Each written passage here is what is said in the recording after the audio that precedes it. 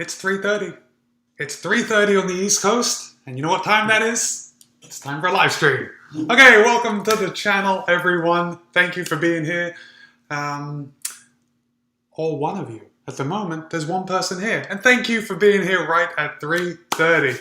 Okay, I have had a pretty good week. This morning, I ran 14 miles. It was pretty brutal in the heat. But I was happy to get in that 14 miles, and the reason I'm telling you is because I want to talk about the ideal mileage, like what mileage fits for you during this live stream. So that's kind of where we're going to go with that, because I know it kind of goes like this, right?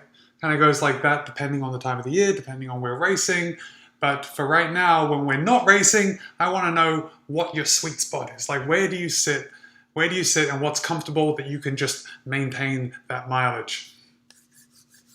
Oh, Mike in Gulfport, Mississippi ran 7 miles in the morning. Okay, Gulfport, Mississippi, you know what I'm talking about. Those miles can be pretty brutal. We lose a lot of weight in sweat. Which reminds me, I know I said this in a previous live stream, I really need to do a sweat loss video where I weigh myself before the run and then weigh myself after the run. It's going to be a pretty miserable affair just because I'm not going to drink anything during the run, so I can get appropriate sweat loss, and to make it more sensational, of course, because if I only lose a pound or two of sweat, that doesn't create good viewing. It's got to be like insane, unhealthy, definitely unhealthy. Yeah, Mike, it is humid as everything. I think this morning, okay, so I filmed a video this morning, and at the beginning of my videos, after my run, I kind of give the weather report, what it was like when I was running, and gosh, this morning, I think the feels like temperature at like 7:45 in the morning was already 90 degrees, which is 32 degrees Celsius. It was smoking out there this morning, and I usually carry a 16-ounce bottle with me, and I had to fill it on the run, and it was empty by the time I got home. So 32 ounces in that time. And then of course, when I get home and get in the shower and get clean, it seems like I'm drinking non-stop for at least an hour or two after the run. Yeah, Mike, you never drink while running? I've been doing it for a couple of weeks. And now that I've been doing it, my whole run is just a little bit better. And I haven't just been running with water. I've been adding those Noon tablets. So it just gives a little electrolyte, a little flavor. I think they kind of add carbonation to it as well. So that's like a little treat. But yeah, I used to not run. And during the winter, I don't drink anything. But recently I've been running with a bottle. And I have to say it has made my runs so much more pleasurable. Just a lot easier. Just the time goes by easier. I'm not like freaking out about getting home and having to get something to drink and is it healthy, and I don't know. I just feel better when I'm drinking, most definitely. Yeah, 7 miles of not drinking. Mike just said that when he adds more distance, he did drink, but 7 miles is right on the bubble. And so when I run after I work, I have to get up late in the morning and I'll go out for 8 miles is my normal run on a work day, or if I've slept the night before, and I have been bringing a bottle on those runs. And I think I can probably get through 8 miles pretty comfortably without having a bottle, but it's definitely more comfortable when I bring the bottle, and I'm not so desperate to drink when I get home, which is also pretty good. Oh, Melissa's here. Oh, Melissa, thank you. Your time trial's still going. Oh no, tech issues are the worst. But thanks for switching over. Thanks for switching over. I know it's bright and early there in New Zealand, but good to see you. And Mike is restricted to shorter distances due to injury. Mike, what kind of injury do you have that you can still run 7 miles? That's interesting, and I'm really glad that you can get out there for 7 miles. Hey, it's Chris. Chris is that running guy. Yeah, hydration is the key in higher temps. Key for happiness, key for performance. You got it. Everybody, that running guy on YouTube, check it out. He has a great channel, loads of good stuff. And he's super fast. which is always fun to see. All right, Chris, I know you mentioned it in a previous video, but I didn't know the brand or the make of the tablet that you put in your water. What brand do you use? Mike is saying he's got tendon pain in his foot and you should take a rest. Yeah, you probably should, but it's easier said than done, right? So, Mike, the tendon pain, when does it come on? Is it about that 7 mile mark that it comes on, or is it time? Can you run for an hour and 15 minutes before the pain starts coming on? Wiggle, that's it. Yeah, I haven't heard of that other from your channel, Chris. So it must be something in the UK. I haven't seen that over here. Hey, Susie! Susie, what's up? Okay, Susie is another one. I know we just introduced Chris. Susie of I Run Things is another fantastic running channel. I want you all to go over there, check her out, definitely subscribe. And also, Susie interviewed me yesterday, and that video is going to be playing in a couple of days. I think Susie said Sunday it's going to be coming out. So yeah, tune in and we have a good conversation. Just going through the notes. But Susie, you know, we had a good conversation, and then after the fact, I go back and I start thinking about everything I said, and I'm like playing it over in my head, and I think, I don't know, I was like smacking my head for some of the things I said, just pretty obnoxious about Boston. But I'm not going to give anything away because I want everyone to go and watch Susie's video when it's released, and then you can comment about my obnoxious statements, if they actually were obnoxious. Okay, Melissa has a head cold all week. That's horrible. No fun. But saying that could always be worse. Could be a chest cold, right? And then you really can't do anything with the chest cold. That's when you have to, you know, hang up those cleats, no cycling, no running, just rest if it's in your chest. Mike said, all right, that tendon pain is actually worse after a run and gets worse throughout the day. That's horrible. That's horrible. And Chris said that Wiggle is only available in the UK. And yep, Susie confirmed. Interview's coming up on Sunday. That'll be good. 10 a.m. Eastern Standard Time. That is 4 in the UK. And she's asking why. Okay, so I'll tell you why. And it was something I said about Boston. And I think I said something like, anyone can run Boston. Like if you work hard towards your running and building speed and doing the appropriate workouts, I said that anyone can run Boston. Listen, I understand how frustrating that's going to be to some people that have been working for years and years and years to get to Boston. You know, they might be a long way off and they're thinking, well, I'm running and I'm training and Matt says that anyone can run Boston, so I must just not be doing enough. And I don't want anyone to feel bad. I want running to be inclusive, even though Boston is exclusive. And I mean, it's exclusive that it excludes people, and it's like exclusive, like it's exciting to run. And well, actually they mean the same thing. But yeah, Boston, by its very nature, does exclude people from the race. So, I don't know. I kind of take that back. Thanks, Susie. Susie says I'm awesome. And she did intervals today, so nicely done. Susie, I know you are up in the Northeast. What is the temperature like up there? Was it super hot today?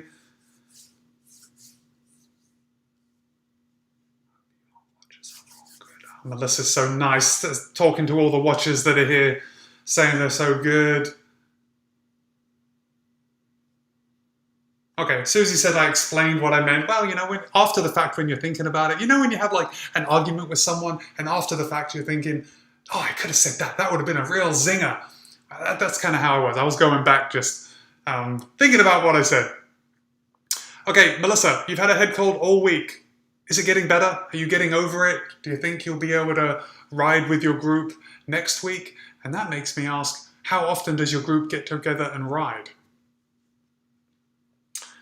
Okay, a couple of things. I wrote some notes before this, so if it gets kind of stuck, I can go into something. Because you know, when I open these live streams, I'm kind of nervous. I was telling Harmony earlier today how I don't have any nerves talking on camera anymore. And the whole thing with YouTube and making the videos, it all comes pretty easy. I've kind of got it down to where it doesn't take me 2 days to make a video anymore like it did in the beginning. Like I would spend so much time editing and clicking and all that nonsense. But the live streams, it's still a little nerve-wracking to be able to come up with something on the spot. And Susie, I know that in our interview you said that the live streams are fun because they're so candid. And I actually like doing the live streams for that reason, because when you're doing a video, we got a couple of running YouTubers on here, but when you're doing a video, a lot of work goes into it, and there's the filming, and then there's the thinking about the storyline as it goes through to make sure you're not getting too like a bit of this, a bit of that, and that's unfortunately where the live streams go. At least my live streams are a little bit of this, a little bit of that, and then I'll wrap back around and come to it. But it's fun to not have to actually do all that editing and actually think ahead. So it's good fun. Okay, so I had mentioned in the beginning, let's see, we've got a couple people. All right, I'm going to wait and talk about ideal number of miles in just a second. So, let me show you something. Now, Harmony wanted me to show you these, and hopefully a lot of people are going to watch this after the fact, because there's not too many people here right now, but do you ever wear shoes like this? They wear shoes like this. So these are actually Merrell's, but they're rubber shoes, just like Crocs. And Harmony is absolutely in love with these shoes. She says they are the most comfortable things, and she's taken to wearing them. She has a pair for the house that she walks around in. She has a pair when she goes out, and she bought several pairs to match different outfits. And I want to know what you guys think about this type of kind of rubber shoe.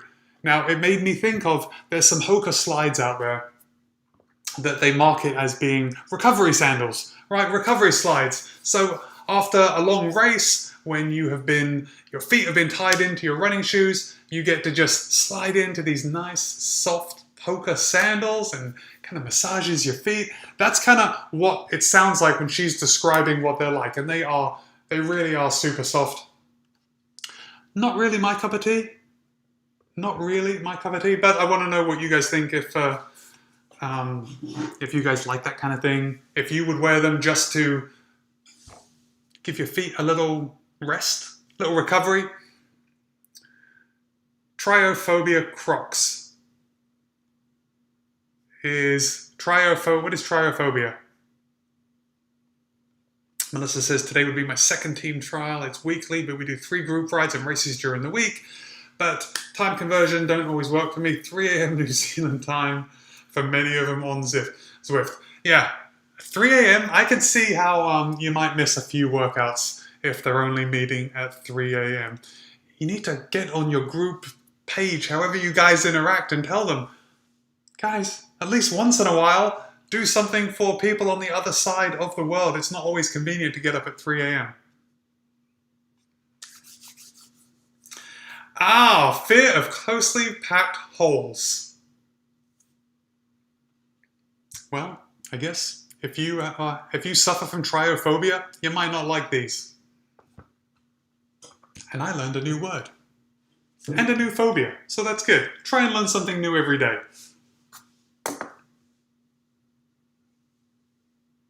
So I was talking to Harmony about those shoes, and something else I wanted to speak to you about, because it's running clothes. Now, I am lucky enough to wear a uniform for work, so I don't actually have to dress up for work. I just put on a uniform and head out the door. And then when I come home, I get to wear like workout clothes, running clothes, right? You can see right now I'm in like tech t-shirt. You can take my word for it. I'm wearing basketball shorts. It's kind of like my uniform at home when I'm not wearing running shorts when I go out. But Harmony's the same way. She hasn't been working since COVID-19, and we just wear workout clothes all the time. There's clothes to actually work out in. You come home, you shower, and then you put on more workout clothes. And this is like the culmination. This is where we've come.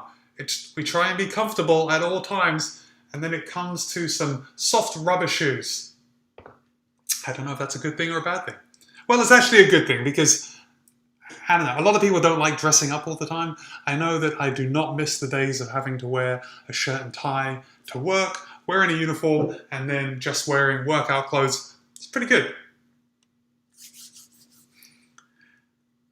It's an internet thing. Well, if it's an internet thing, it's a real thing, because nothing on the internet is fake, right?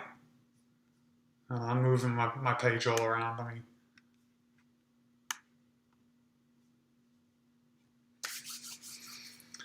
okay, and they do the 6:30 a.m. group ride. Okay, 6:30, that's just about perfect because you can get up at 6 o'clock. 6 o'clock is a very appropriate time to wake up and get your day started, in my opinion, and then you can have coffee. And yeah, half an hour, jump on the bike, boom, knock out your ride with your friends. Thanks for your support, Mike, and nothing on the internet is fake.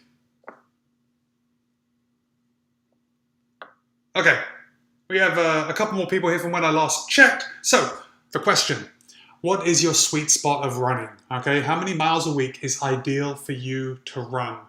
And that just came up because obviously I was talking with Harmony. I talk a lot to Harmony. But like my ideal running recently for the last 3 months has been about 70 miles a week. And it's just, especially when I'm running easy, it seems a nice number that I can get behind. When I'm not running fast, it's pretty sustainable. I know that when I start getting into marathon training and I have to start speeding up my runs, I start doing tempos, throwing in some intervals, I know that makes that high mileage not really sustainable. So for me, when I'm training for a marathon, I will generally get up to about 80 miles a week. And, you know, it will be the long run and then a step back week and then another long run. And it will kind of just trend upwards before the race and then it will be a reverse taper. But right now, with no races, I've had a great time consistently running 70 miles a week. And let me just open my phone because I wanted to show you guys kind of what a goal that I'm going after. Okay, this is my phone, this is my Strava. I'm going to focus on that, but you can see this line. This line here is my weekly mileage over the last 3 months. And I am trying to get it just across the board, flat across the board. But we can see right here that I've got this little dip. So about 2.5 months ago, I had a down week. I remember I had some pain in my hip and I only ran like 25 miles that week. But if I can hold my miles at 70 miles a week for the next 2 weeks, and we're already halfway through this first week, so another week after this week, I will get that Strava line all the way across. And now that I'm saying it out loud, that is a pretty ridiculous goal I am basing my goal on the Strava trend line. But, you know, we got to have goals. All right, David, welcome, my man. Thanks for tuning in. Melissa loves comfort gym clothes. Well, you know what? I dare anyone to not love comfort gym clothes. They are the most comfortable. Just while we're on this subject, does anyone prefer cotton over like a polyester kind of wicking fabric? I know that I have come to just love like a polyester blend t-shirt, like a sports shirt, rather than cotton. But I think that's because I live in Florida, and I know when the temperature dips in the wintertime, that putting on a nice cotton t-shirt just feels a little more comfortable, a little warmer. So I guess it's all for the time of year. But let me know what you think. David, did you run today? David Lester, did you run? I don't remember seeing on Strava, but I haven't been on Strava too much today. Mike says it all ends up soaked these days. Well, you're right. You're right. It doesn't really matter what you wear. It's all going to be soaked in summertime. I'm just talking about around the house. Like, what's comfortable? You know, like pajamas. What is more comfortable? Okay, David, how far did you run?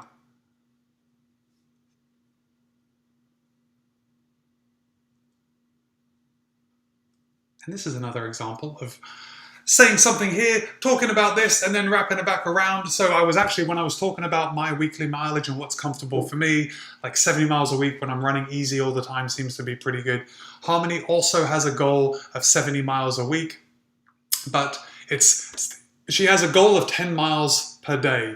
So she either walks and runs 10 miles a day, and that's where she sets it. So today was an off day from running. She had a little foot pain and she's like, I'm just going to take a day off, and walked. So she walked 10 miles this morning, but she was out for so long. Like, she was gone for hours. It takes a long time to walk 10 miles. And that made me think how lucky we are as runners, because we can get our workout done really quickly. All right, listen, we love running, but we also love to have run, right? Type 2 fun. It's a lot better after the fact. Okay. David ran with a Kenyan buddy in San Antonio, hot and muggy. Yep, hot and muggy is the order of the day, especially in San Antonio. Knocked out 4 miles, nicely done. And Mike is into a cotton t-shirt and joggers. Comfort. Comfort is also the order of the day. Okay, and David is doing a double today. Nice. Okay, nicely done. David, okay, so you're in a similar location to me as, like, latitudinally. It's very hot there, I know. When you're running on the treadmill, do you have a fan blasting on you? Do you crank the AC? Because, I tell you, when I get on the bike and I'm doing like a Peloton workout, I sweat like, it is disgusting how much I sweat.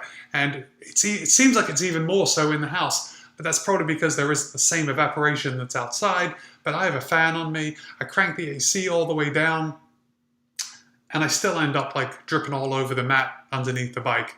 And I could only imagine that running would be even worse. Like, I would sweat a lot more if I was running on a treadmill. Okay.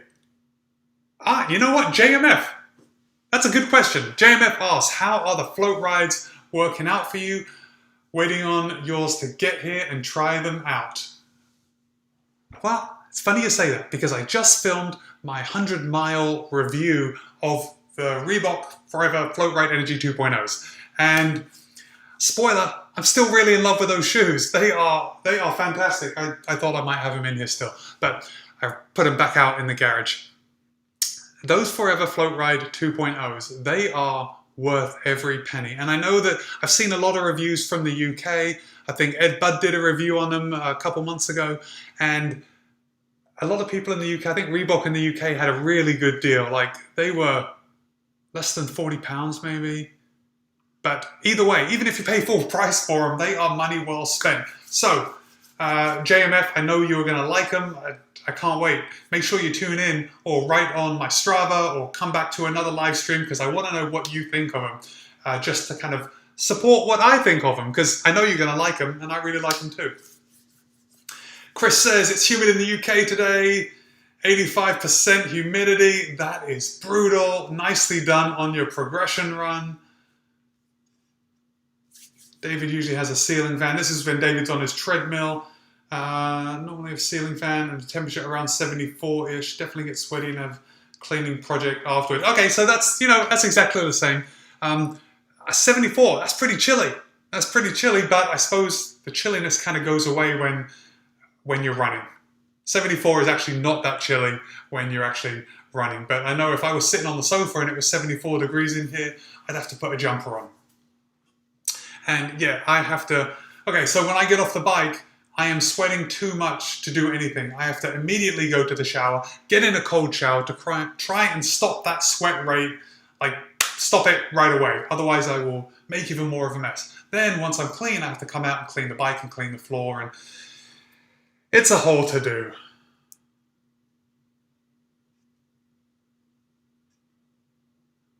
$50. Nice. 50% off coupon. Got them for $50. I think I got mine for a similar price. There was a special... Reebok was offering a special deal for first responders, and it may well have been 50%. Maybe it was only 40% off. Yeah, no, you know what? I think it was 50% off. Anyway, it was a really good deal, And, you know, if you get them less than full price, that's just a bonus. When I'm reviewing the shoes, I'm thinking about the people that are going to pay full price for them. And if you got $50, you're going to be especially pleased. And I think they are. I would pay $100 for those shoes again. Mike asks, what were my go-to shoes prior to the float ride? David loves the Brooks Glycerin and Hoka Oni Onis. David, which Hokas do you like? They have a ton of them out there. But, okay, so you know what? Susie and I also talked about this in our interview with shoes, and I'll just kind of briefly go into it. So prior to the float rides, okay, so before I started this YouTube channel, I would run in the same shoes all the time. I ran in the Pegasus for probably 7 or 8 years. Then I switched to the Zoomfly. Then I went to the Zoomfly 3. And those shoes worked, and I loved running in them. And I think I would usually have 3 pairs of shoes that I would rotate. They'd all be the same shoes, but they'd be at different stages of their lives as far as mileage goes. So I would rotate 3 shoes with running. When one shoe got to 400 or 500 miles, that would get rotated into my walking shoes for when I'm just like out and about. If I go to the shops, I'll go out for a walk with Harmony. I would use those. Then I'd crack the seal on a new pair and just rotate them in, and the cycle continues. But since I've been doing this YouTube channel, I figured why not kind of open my horizons to try some new shoes. And you know, it's get out of my comfort zone a little bit. Like, I know what works and I know what I like, but the whole shoe game on YouTube is pretty crazy. People love their shoes, and I also love my shoes. And I'm really happy that I've kind of expanded out and trying different things. So that was a very long way of saying, telling you what I did before the Forever float ride. But let's see. I'm trying to think what I've got on rotation right now. So there's the float ride. I have the Pegasus 37s. I have my Zoomfly 3s still, which are they're nearing the end of their life. I think they might have like 440 miles on them. I've got the Hoka Oni Rincons still in rotation. Those are also nearing the end of their life. I think I'm at like 350 miles on those. And I don't know if I'm going to buy another pair of Hoka Rincons. They kind of, when I wear them, they kind of wear on the edge of my little toe. So they're not exactly the most comfortable. And then the Asics Glide Rides. That's the one those are my most recent addition, the Asics Glide Ride. And if you've been watching the channel, you know I did the first review of that last week, maybe the week before. If you're interested, go through and check them out. Okay, go-to shoes prior to the float ride. Now, David, thanks. Great with the tips. Purchase everything I recommend. Nice. Well, so far, I haven't come across a pair of shoes that I have really disliked. As I've mentioned today and in past videos, the Hoka Rincons, they have been kind of rubbing my little toe. But I really enjoyed those for a long time. I mean, I've still kept them in rotation at 350 miles. So I guess when I'm running in a pair of shoes, I will run them until they're dead. I haven't got to that shoe review YouTuber point yet where I just don't have enough time in my running schedule to wear shoes to test them and then retire them and send them out. I don't know if I'll ever get to that point, but I am going to keep, for the foreseeable future, I am going to keep buying new shoes each time I need new shoes. So hopefully I'll have something consistent to come out and tell you guys about. Mike uses the Brooks Ghost. You know, I've never run in Brooks, so maybe that's something I will try next time. I know, you know, when I met Harmony, she was all about the Brooks, and I think I remember she was sponsored by Brooks. So maybe she got the shoes for free. But yeah, loads of runners like Brooks, and I think the Ghosts are, you know, I think we talked about the Ghosts last time on the live stream, but those are a daily trainer.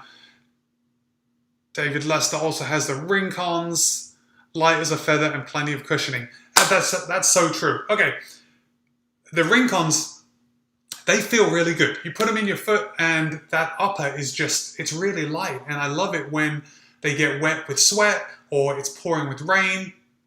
the upper just feels really good, and they seem to shed water. Excuse me.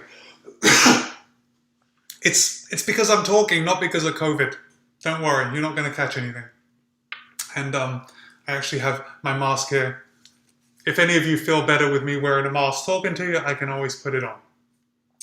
Actually, you know what? I should be wearing a mask now to promote mask wearage in public. That seems like a lot of hard work when I'm the only one in my little office. Okay. David, gosh, I get so sidetracked with everything when I'm looking at this, and I want to comment on someone else's comment, but I still want to continue my train of thought.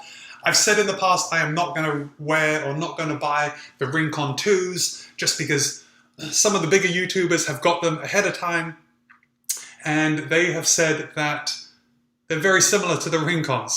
So if there's no change, I'm not really sure I want to try them when I could try something else that's totally different, and I don't know, we'll see.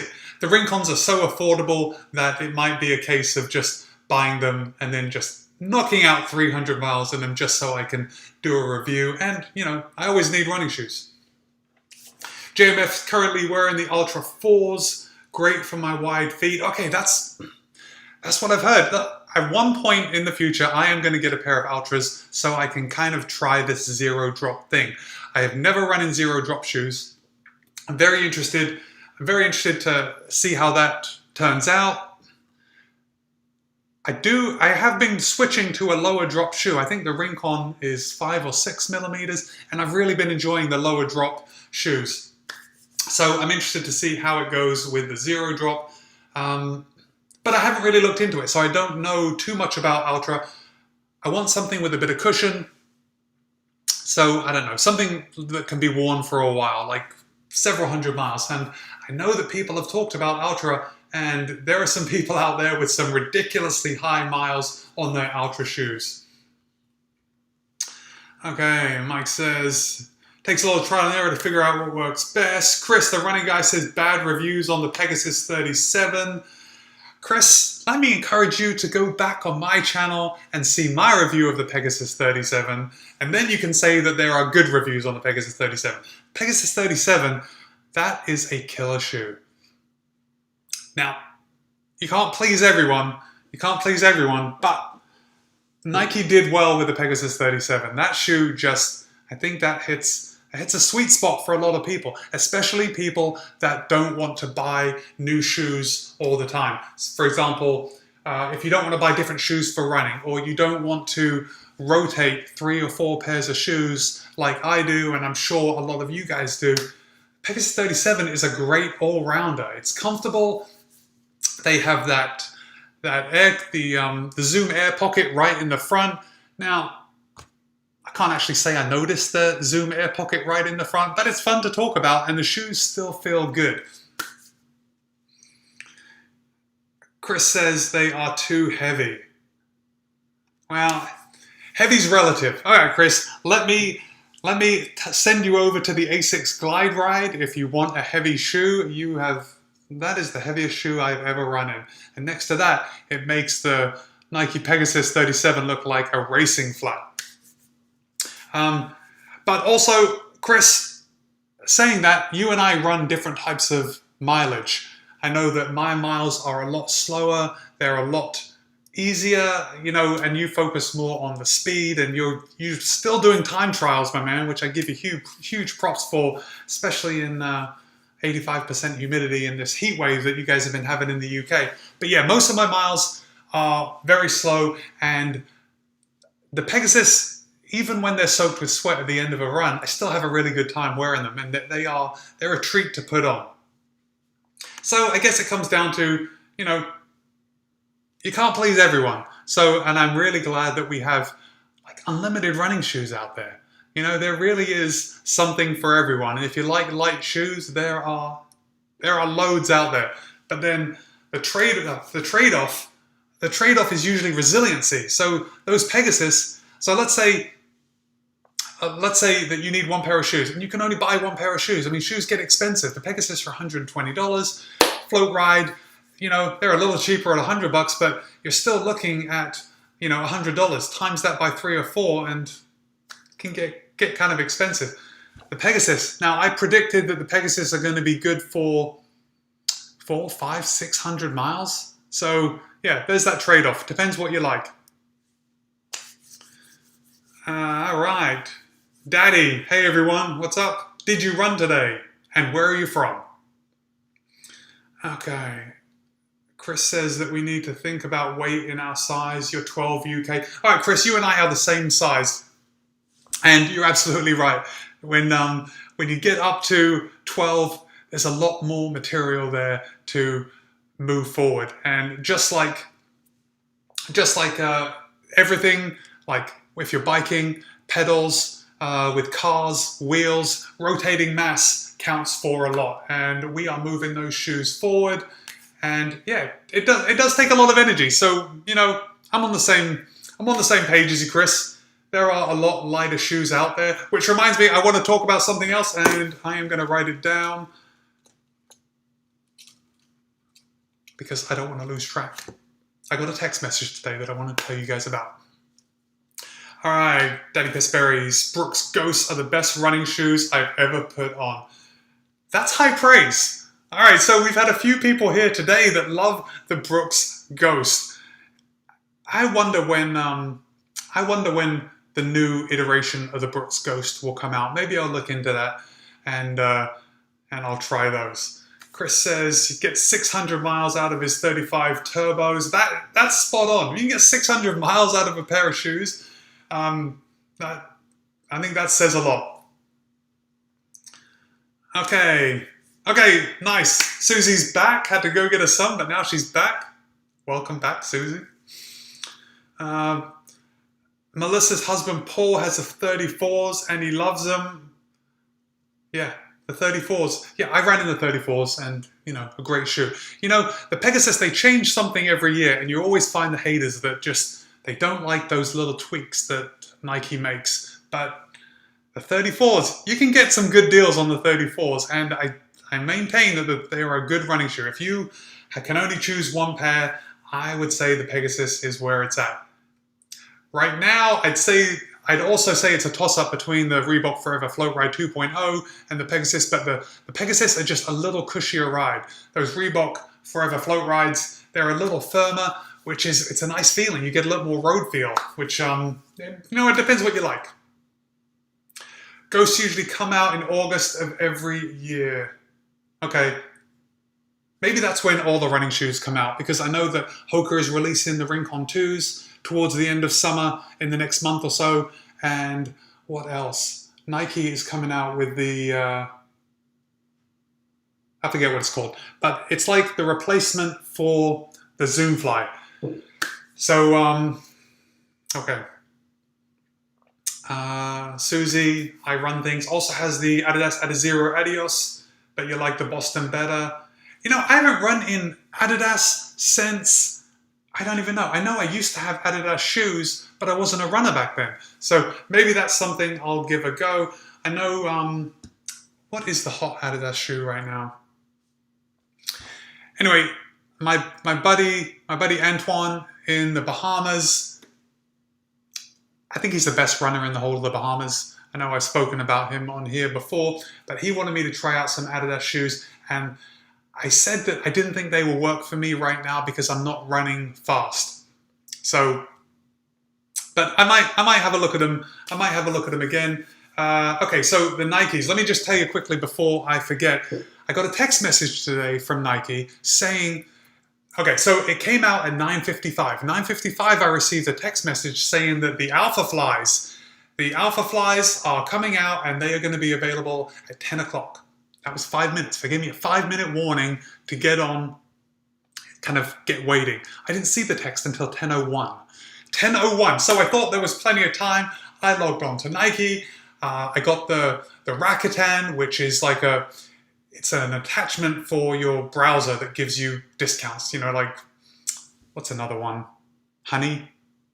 Anyway, it's something like that. So they scour the internet and then they give you a discount. And the Rakuten was giving me an 8% cash back on Nike. And I was like, 8%? These shoes are pretty expensive. They're $275 US.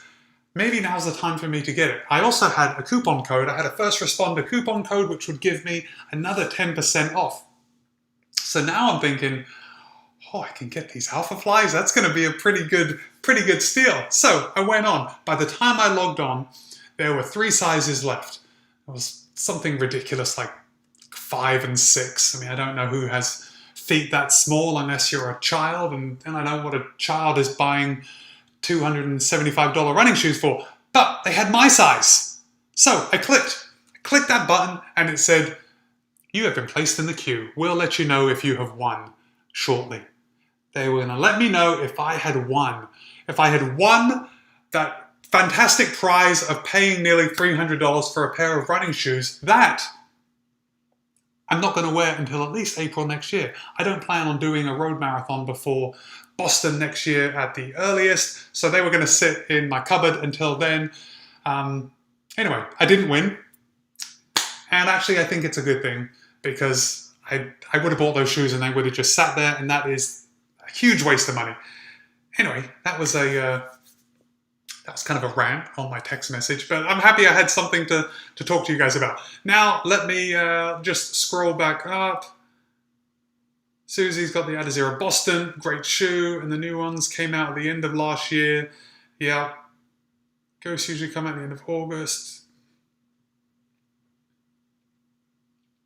Yeah, does anyone know? Okay, Google says the Ghost 12 came out July of 2019.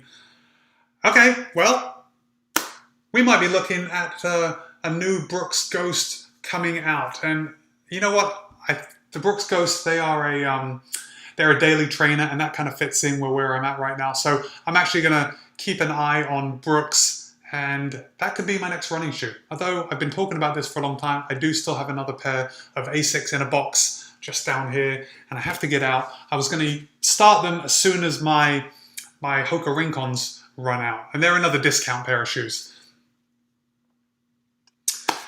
Okay, so I sound great there. So comfortable. All right, Brooks Ghost, high praise. Okay, JMF. Okay, so for those of you that are just tuning in now, JMF, we were talking about the Ultras, the Torin 4.5 Plush. And I'm going to write that down.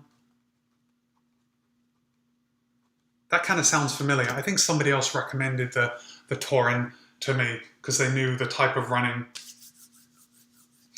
And Susie's laughing. A lot of folks have $300 to spare. Don't get me wrong. I don't have $300 to spare. I just really wanted those running. Like I was sold. They had me. You know, I was like ready to just click. Even though I wouldn't wear them for 6 months, and I'd have to answer to Harmony for why I spend that money now on a pair of shoes. So it's actually pretty good. It's actually pretty good that I didn't win them. It's quite a relief. And I remember that feeling. All right, David, see you, buddy. Listen, enjoy your run on the treadmill. Thanks for stopping by. Next live stream will be next Saturday, I think. Not this coming Saturday, but Saturday, July 11th. Okay, Heather's here. Running Geek Girl. Okay, we have another running YouTuber tuning in to say hello. Everybody, Running Geek Girl. Go to her on YouTube. Subscribe to that channel. Fantastic. All right, and Susie also interviewed Heather on her channel. So if you want to get to know Heather, you can look at that interview and check that out. Okay, so Brooks Ghost. Ghost 13 looks to have a DNA loft midsole to go all the way to the front like the Glycerins. Mike says the Glycerins wore out too quickly. Huh. Well, you know what? The midsole doesn't mean that, you know, the midsole kind of breaks down. It depends what kind of outsole they put on the new Ghost. So hopefully won't be too much, won't be too little. We'll have the Goldilocks amount of outsole. Okay, and yeah, Susie, subscriber to Running Geek Girl, and I am also. You know, I wonder. I think Brooks is onto something. They're not going to tweak it too much just because they know that the people that are following, they're going to buy those shoes. The Brooks Ghost comes out. Okay, JMF, while you're looking, see if there is a release date for those Brooks Ghost 13.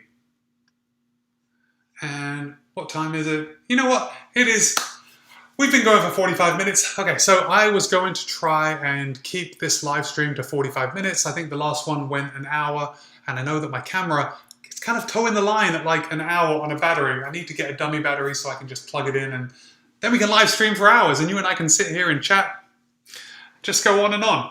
But I think I am going to, I'm going to wrap this up. Oh, as soon as JMF comes back with that information, because yeah, I want to know. Although, you know what, the shoe companies, they play it pretty close to the chest as far as release dates. And I'm trying to think if I've seen a running YouTuber review a Brooks shoe recently. Yeah, just the racing shoe. Nothing, and not a lot of people review the daily trainers. So yeah, maybe that'll be my jam. Maybe that'll be my very specific niche on YouTube, where I only review running shoes that are daily trainers, highly cushioned, good for long, slow mileage that you can just run and run and run. Okay. Oh, JMF. Thank you. September 1st for the Ghost 13, $130. All right, that seems pretty good. $130 seems pretty good for you know, I guess normal. Still expensive at $130. But okay, I will plan on that. We will meet back in the middle of September, and I will tell you about the Ghost 13. So I'm glad I've actually got I've got something to look forward to. There is another Nike shoe coming out that I think I'm going to buy, and that's that one that I couldn't remember the name. Guys, I am rambling now. Guys, we are going to wrap this up right here. Thank you to each and every one of you for tuning in. Thank you for your participation. If you are watching this after the fact, thank you for watching all the way to the end of the video. Let's see. Got a new video coming out tomorrow. Can't remember what it is. Oh, I know. It's about running with a partner. And I filmed it. Harmony and I went for a run last week, so we filmed a little video, both of us. That one will be out tomorrow, I think 9:30 Eastern time. So please check that out. If you're not already, consider subscribing. Thanks, guys. All right, Melissa, thanks for waking up early and kind of ditching your workout friends to come and watch. Okay, and have a great day at work. All right, guys, that's it. Thanks for your time. See you next time. Be kind, be happy, run well. And we're still here because I haven't ended the stream.